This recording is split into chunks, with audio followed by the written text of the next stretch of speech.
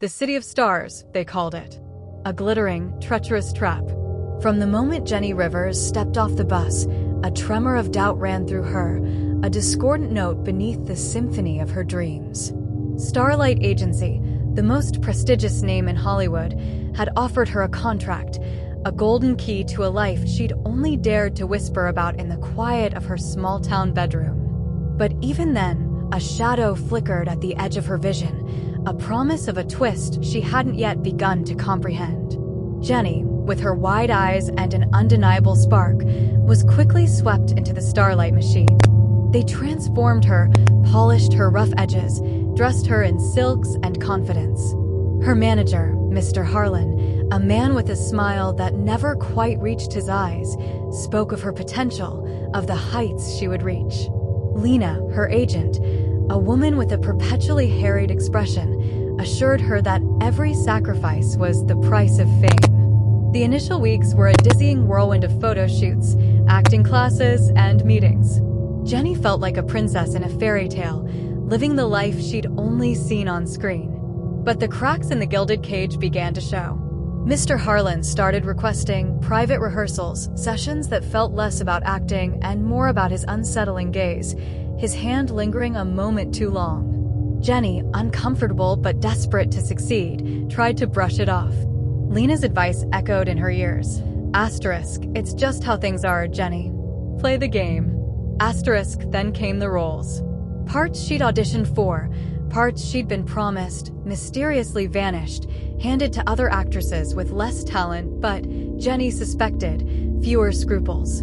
Humiliation became a constant companion. When she finally found the courage to resist Mr. Harlan's increasingly brazen advances, the fairy tale dissolved into a nightmare. Rumors, ugly and untrue, began to spread like wildfire. Fake scandals splashed across tabloids, painting her as difficult, unprofessional, unstable. Auditions dried up. Studios, once eager to meet her, suddenly wouldn't return her calls. Starlight Agency, the very entity that had promised her everything, systematically dismantled her career, leaving her broken and blacklisted. Jenny disappeared. The entertainment world, ever fickle, forgot her.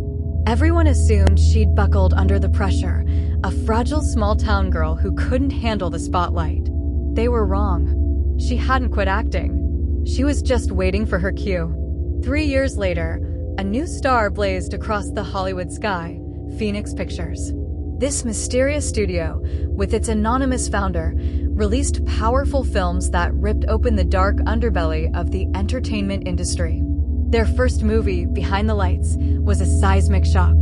It exposed stories of abuse, manipulation, and exploitation by a famous agency, stories that mirrored Jenny's own. The premiere was a spectacle. Media buzzed with accusations, and Starlight's top executives, their faces strained, were forced to attend, a public show of innocence.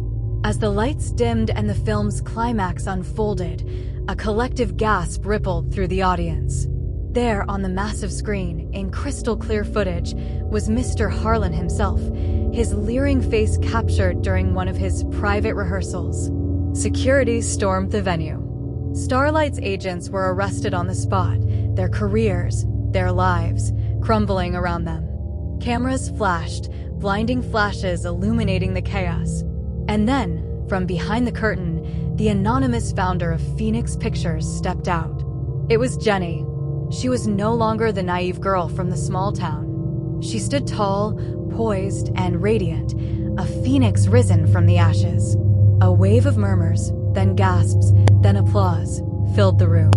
When a reporter, stunned, asked how she had managed it, her voice was calm, clear, and utterly devoid of fear.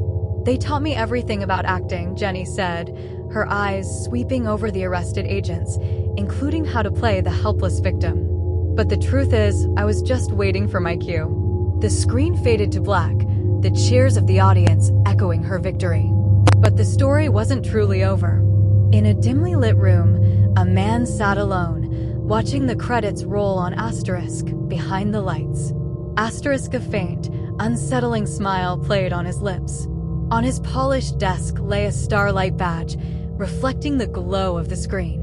But the face reflected in its shiny surface was not Mr. Harlan's. It was a different man, older, with eyes that held a cold, calculating intelligence. The true mastermind, unseen, unheard, until now. "Bravo, Jenny," he whispered, his voice a silken rasp in the quiet room. "You played your part perfectly. Now it's my turn." The screen went dark. The shadow, it seemed, had only just begun to lengthen. Months passed. Jenny Rivers was now a celebrated figure, Hollywood's brave truth-teller, a survivor transformed into an icon. Phoenix Pictures thrived, applauded for its fearless stories. Awards, interviews, red carpets. Jenny seemed unstoppable, bathed in the glow of public adoration. Yet, even in the brightest spotlight, new shadows began to stir. Strange messages started to appear in her office. Old photos from her starlight days, subtly edited to twist her image, to make her appear complicit in the very abuse she had bravely exposed. She dismissed them at first, just the bitter whispers of those left behind. But then, one night, alone in her apartment, the lights flickered. Her television, unbidden, sprang to life. A video played. It was Mr. Harlan, her former manager, tied to a chair, his face a mask of fear, his voice a terrified whisper. "He's still watching us. You don't know what you've started." The feed cut abruptly. Moments later, her phone rang. A voice, smooth and unfamiliar, spoke. "Congratulations on your little victory, Miss Rivers. You cleaned the surface, but you forgot who owns the stage."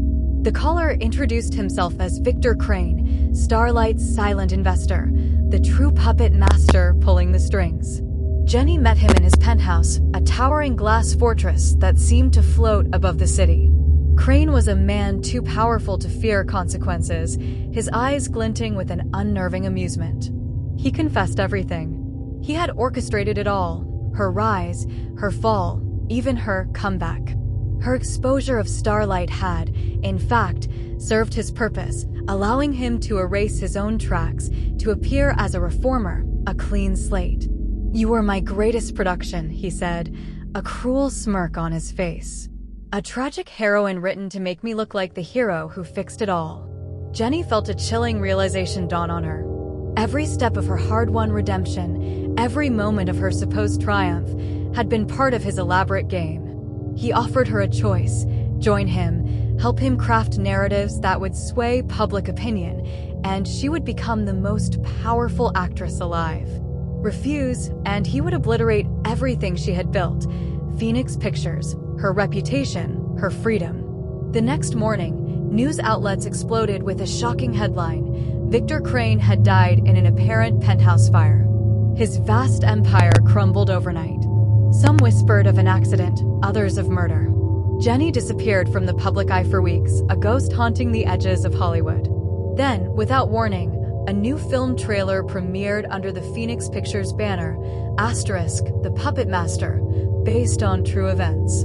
Asterisk in the trailer's final, gripping scene, a man's hand, visibly burned, trembling slightly, typed a chilling message.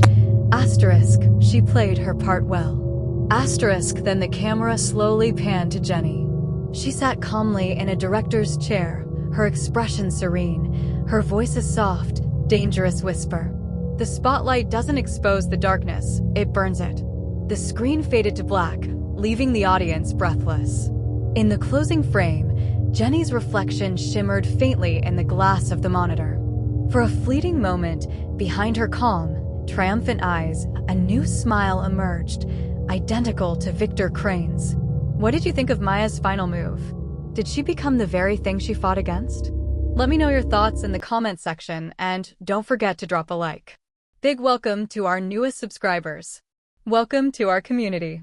Let's keep growing together.